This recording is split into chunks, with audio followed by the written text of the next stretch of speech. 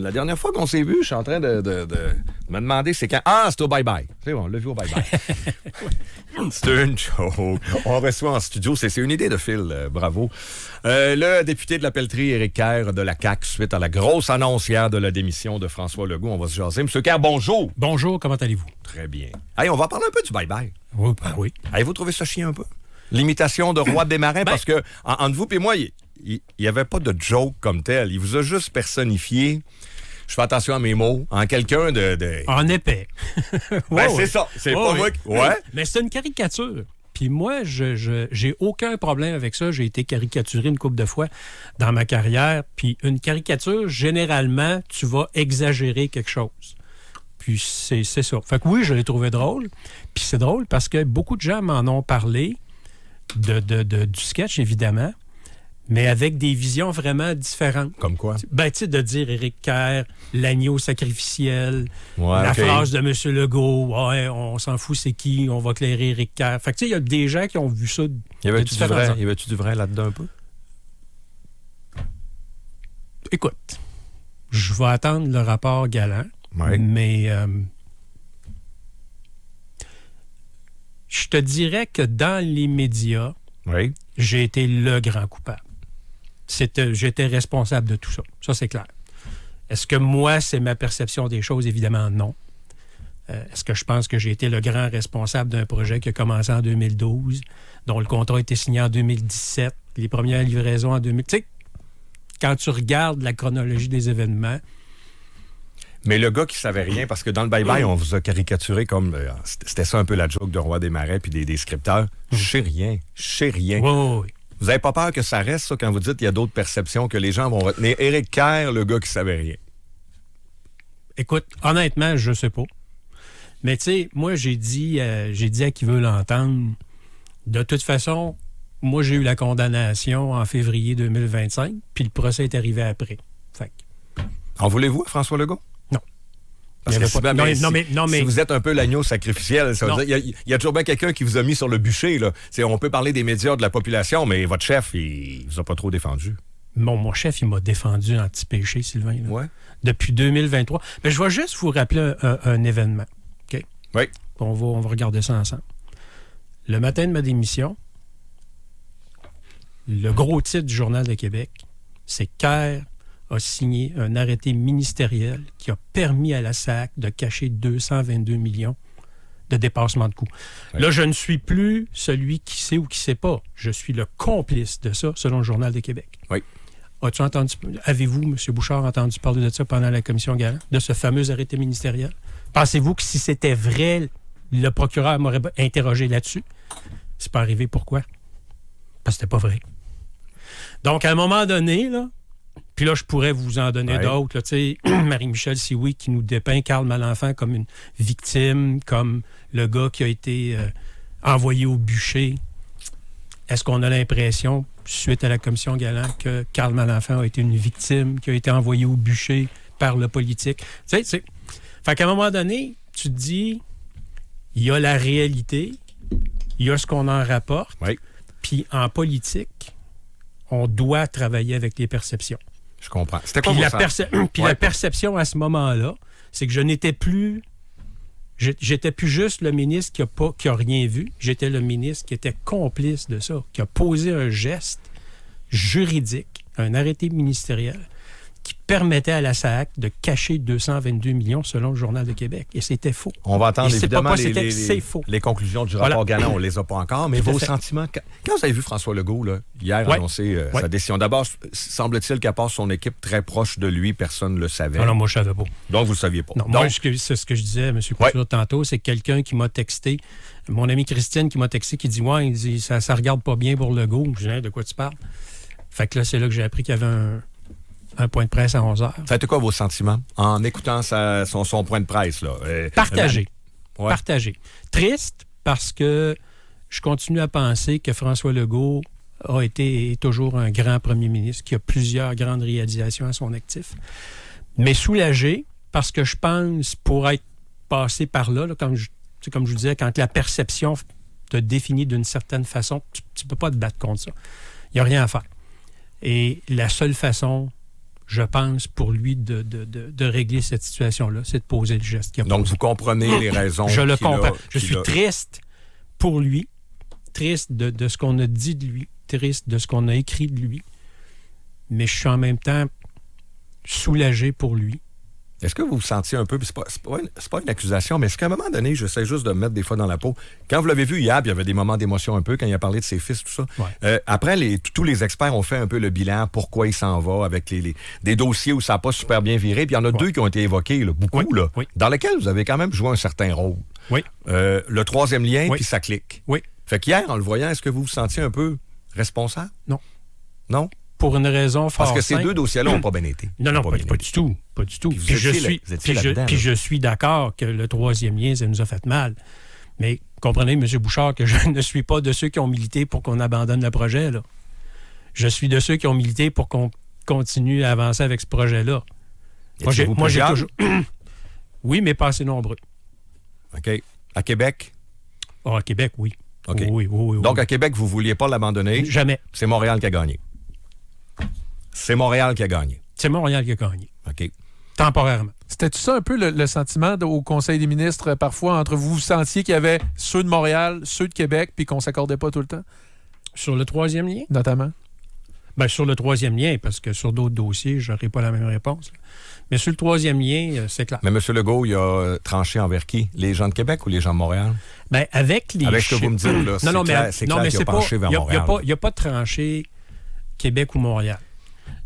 Moi, je pense que François Legault voulait défendre ce projet-là, ou il veut défendre ce projet-là, et au final, il l'a réactivé. Mais à un moment donné, il arrive des chiffres, puis le vent de face est tellement fort que tu te dis, OK, mais là, jusqu'à quel point je vais le défendre?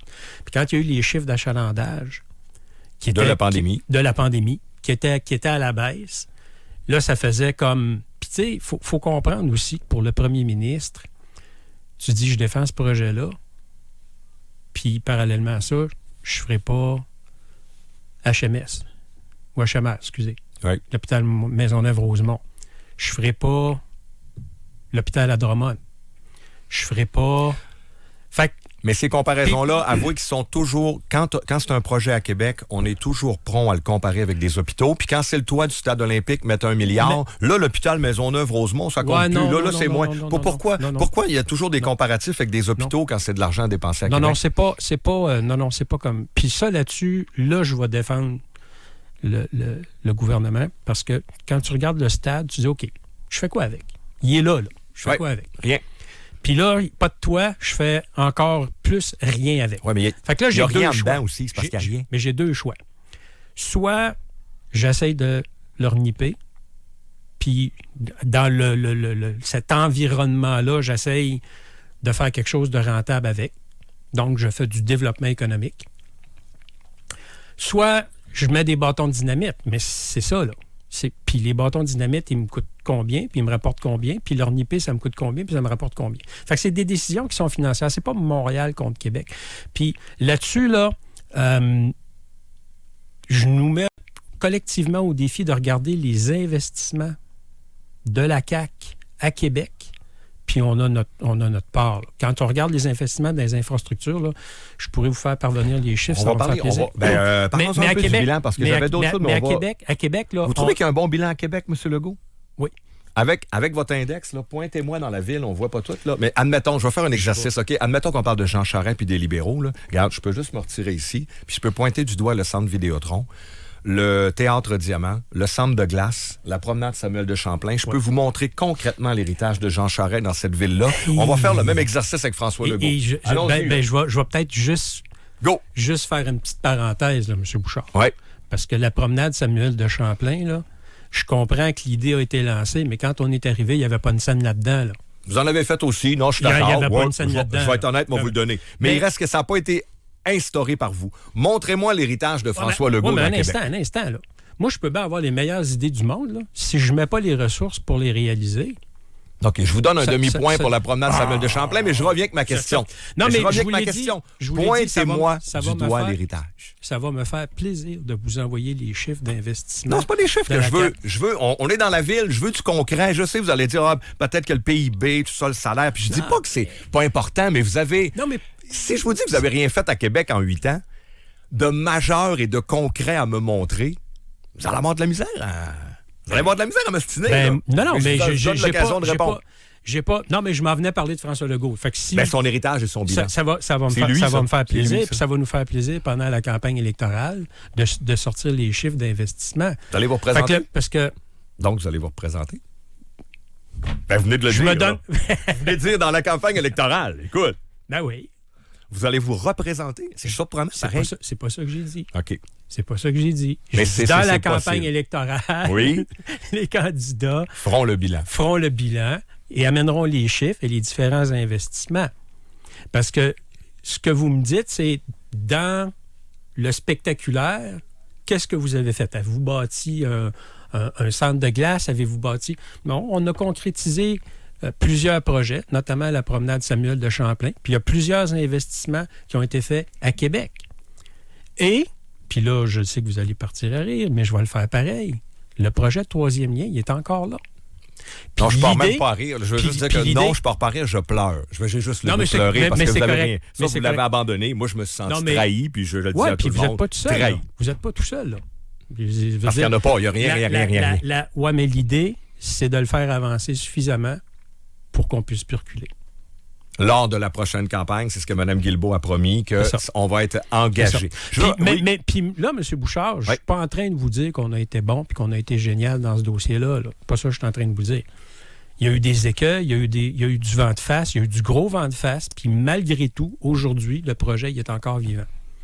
Puis je pense que les gens ne mesurent pas à quel point il y a eu du vent de face. Bien là, on a su un peu avec vos propos que ça... Ouais, mais de l'externe aussi. Mais le vent de face, il venait des ministres de Montréal aussi. Puis là, je vous cite, ça, c'est vous, ça. Il venait de partout. Mais même à Québec, là, vous ne pouvez pas dire, là, M. Bouchard, là, que c'est un grand projet rassembleur, je veux dire... Ben, le tramway, au niveau de la communauté mais là, si on parle de rassembleur, locale, au niveau de la communauté des affaires... Je sais que c'est controversé, mais le tramway aussi est un projet controversé. Ouais. Et vous l'avez appuyé. Oui. Et votre premier ministre a dit oui, malgré la tempête, malgré le vent de face. C'est la preuve que quand on veut, on peut. Vous l'avez fait. Là, je suis content que vous m'ouvriez cette porte-là, parce qu'on nous dit toujours que le tramway, c'est pas populaire, les gens veulent pas ci, les gens veulent pas ça. Il y a des sondages. Hey, bout de batèche, on a toujours bien eu 2 élections municipales où on a eu collectivement, les gens de Québec, l'opportunité d'arrêter ce projet-là. Qu'est-ce qui est arrivé, M. Bouchard? Les gens ont voté non. Le maire Marchand, non, mais un instant, là.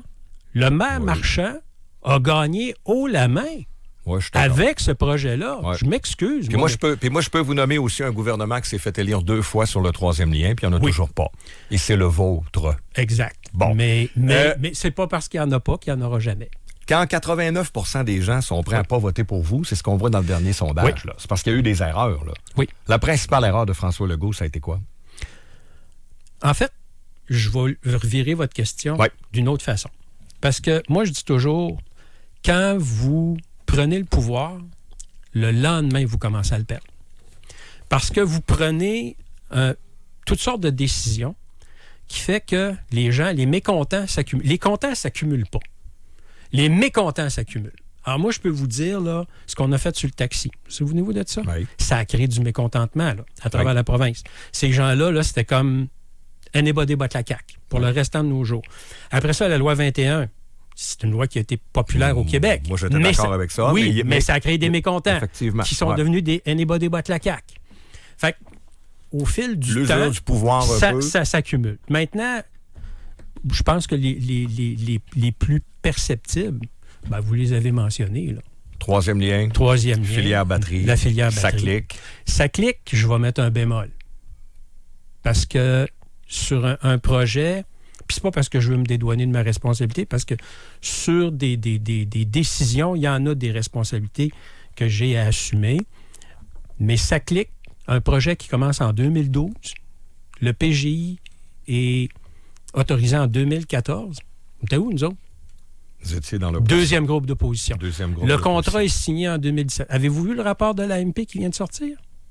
Donc, ça clique, selon vous, et pas dans les... En tout cas, c'est pas dans les facteurs majeurs. Ça a été attribué... pour son départ. Non, attends, c'est pas ça que je dis. Ça a été attribué à la CAQ. Oui, je comprends. Mais est-ce qu'on doit assumer 100 de la responsabilité de cet échec-là? Ça, c'est un autre paire de manches. L'impact, évidemment, qu'est-ce qui justifie son départ? On peut en parler longtemps, mais c'est maintenant une réalité. Je veux vous amener un peu dans l'avenir en terminant maintenant. Oui. Moi, j'ai annoncé mes couleurs tantôt. Là. Vous avez dû aimer ça. Oui. Non seulement j'ai dit Sonia Lebel, mais je pense même, selon moi, qu'elle peut faire un peu grimper le vote de la CAQ. Là. Mais là, je parle pas de moi, je parle en général. Oui. Pensez-vous que ça va être elle? Je sais Moi, pas. c'est ma prédiction, moi. Je sais pas. Parce Qui? que, d'abord, il faut voir, est-ce que, puis Sonia, mais n'importe quel autre candidat potentiel, est-ce qu'ils ont un intérêt? Ça, c'est la première chose. Elle, je pense que oui. Ça, vous le savez sans Ouais, doute, c'est pas un qui a de secret. l'intérêt. Il y a du monde qui doit vous appeler déjà là, pour savoir, je sais pas. Non? Ben voyons, là. Oui, Bon, le téléphone sonne. mais oui, OK. le téléphone sonne. Sauf que de là à dire je me lance, il y a une marge. Puis moi, je vais vous dire ce que je dis à tous ceux qui me téléphonent. Ouais. Je dis à partir de maintenant, là, il faut penser que le chef d'un parti, là, c'est la locomotive. C'est celui qui va tirer tout le monde. Fait que tu peux pas pousser quelqu'un à se présenter, c'est une erreur. Il faut que ça vienne de lui. Il faut que lui veuille se C'est présenter. quoi le portrait idéal du successeur? le Mettons, je chef- sais que vous ne me nommerez pas de nom, mais ce serait, vous vous attendez à quoi? Qui, selon vous, pourrait, parce que votre parti est au niveau de Québec solidaire. Là. C'est un fait que ça prend non seulement une locomotive, mais ça en prend toute une. Là. Ben, ça prend quelqu'un qui va comprendre essentiellement pourquoi on est parti. Tu sais, comprenons là, qu'on part de la fusion avec la DQ. Oui. Vous vous souvenez, puis moi je m'en souviens, la DQ, c'était pas Jojo à la fin, là. D'ailleurs, il y en a qui parlent encore de Mario Dumont. Il y en a qui rêvent à lui Ouais, mais encore. ça, oubliez ça, là. La porte est fermée à Je sais. triple tour. Il y a Ben, des j'ai pas le chaînes, choix de des vous en parler cadenas. parce que les gens... Non, oublie ça. Faites pas partie de ceux qui rêvent au retour de Dumont. Ben, j'accueillerais ça très favorablement, mais ça n'arrivera pas. OK. Tu sais, j'aimerais ça que Jésus-Christ revienne sur la terre puis devienne le chef de mon parti, mais Oui. ça n'arrivera pas. OK. Fait que, tu sais, à un moment donné, on peut rêver à n'importe quoi, mais dans l'univers réaliste, Oui. ça n'arrivera pas. Mais quand on prend la CAQ a été la prolongation sous une autre forme de la DQ. Est-ce qu'il faut revenir aux sources? Oui. OK. Donc, Clairement. ça prendrait François Bonnardel? Peut-être. Il y a plein C'est lui qui appelle, parce que là, vous Non, avez regardé non. votre téléphone et ça serait vraiment trop... Il y a quelqu'un qui vous appelle, là. Si vraiment... OK, non, c'est bon. Moi, je vous laisse le choix de décider. Non, si vous ce le n'est dites ou pas... Non, je dirais pas c'est qui, mais c'est dans le monde des médias. Mais ce n'est pas quelqu'un qui veut Mais succéder quand je à vous dis François Legault quand je vous dis que le téléphone sonne, et qui cherche vous êtes témoin. le téléphone sonne. M. Kerr, merci beaucoup de Ça nous m'a avoir fait parlé. plaisir, M. Bouchard. Merci.